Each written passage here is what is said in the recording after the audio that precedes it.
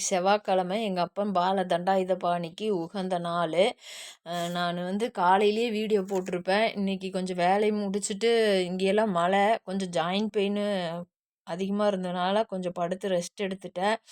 அதனால் காலையில் வீடியோ போட முடியல. நான் இப்போ வந்து அடிக்கடி இந்த பாராயணத்தை நான் முருகர்கிட்ட சொல்கிறேன். செவ்வாய்க்கிழமைன்னு இல்லை, எந்த டைம் இருக்குதோ அந்த டைம் அடிக்கடி வாயில் நான் இந்த பா பதிகத்தை பாராயணம் பண்ணிகிட்ருக்கிறேன். என்னன்னா, நாள் என் செய்யும் வினைதான் என் செய்யும், என்னை நாடி வந்த கோள் என் செய்யும், கொடும் கூற்றென் செய்யும், குமரேசன் இரு தாளும் சிலம்பும் சதங்கையும் தண்டையும் சண்முகம் முன் தோளும் கடம்பும் எனக்கு முன் வந்து தோன்றினேன். இதை அடிக்கடி நான் இப்போ இந்த பாராயணம் பண்ணுறேன். ஆனால் முதல்ல வந்து முருகனுக்கிட்ட அடிக்கடி ஏதாவது ஒன்று இதுங்கில வந்து முருகா கந்தா அப்படியே நம்ம மனுஷர்கிட்ட பேசுகிற மாதிரியே பேசுவேன். அப்போ இல்லைன்னா அடிக்கடி அதாவது துதிக்கும் அடியவர்க்கொருவர் கெடுக்கெடர் நினைக்கின் அவர் குலத்தின் முதல் அறக்கலைகளும் எனக்கோர் துணையாகும். திருத்தணியில் உதித்தருளும் ஒருத்தன் மலையான் விருந்தன் எந்தன் உள்ளத்தில் உரை கருத்தன் மயில் நடத்தும் குகன் வேலே.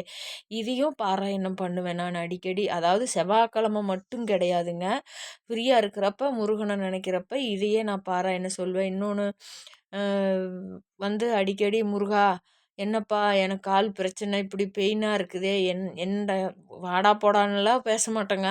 ஏதாவது ரொம்ப முடியலைன்னா என்னான்றுவேன் நான், ஏன் என்னை இவ்வளோ கஷ்டப்படுத்துகிற, உன் காலடியவே கூப்பிட்டுக்க, என்னை இவ்வளோ பாடாக படுத்துகிற, கர்மா கழியுதுங்கிறதுக்காக ரொம்ப என்னை தாங்க முடியாத வலி வேதனையெல்லாம் கொடுக்குறியே முருகா கந்தா அப்படின்னெல்லாம் நான் முருகன்கிட்ட வந்து வேண்டிக்குவேங்க.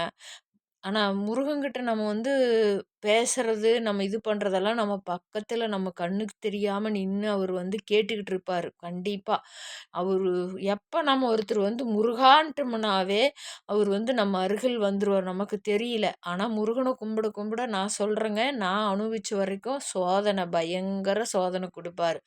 ஆனால் அந்த சோதனையெல்லாம் தாண்டி நம்ம வந்துட்டோம்னா சாதனை படைச்சவங்களா. அதாவது அந்த சோதனை கொடுத்தாலும் நம்மளுக்கு தாங்கிக்கிற சக்தி இருக்கும். கண்டிப்பாக இவனால் அந்த சோதனை தாங்கிக்குவான் அப்படின்னு தெரிஞ்சு அந்த சோதனை கொடுப்பாரு. ஏன்னா நம்மளோட கர்மான்னு ஒன்று இருக்குது. அது வந்து இது மூலியம் வந்து இந்த பிறவியில் நாம் வந்து தித்தூளி பண்ணிக்கணும். நம்ம குழந்தைங்களுக்கு வந்து நம்மளோட கர்மா வந்து வரக்கூடாது அப்படிங்கிறதுக்காக தான் நம்ம பால தண்டாயுதபாணி வந்து நம்மளுக்கு இந்த பிறவியிலேயே ஏதோ ஒன்று, இப்போ ஒருத்தருக்கு நோயினால், ஒருத்தருக்கு பணத்தால், ஒருத்தருக்கு கடனால், ஒவ்வொருத்தருக்கும் ஒவ்வொரு பிரச்சனை கொடுத்து அதை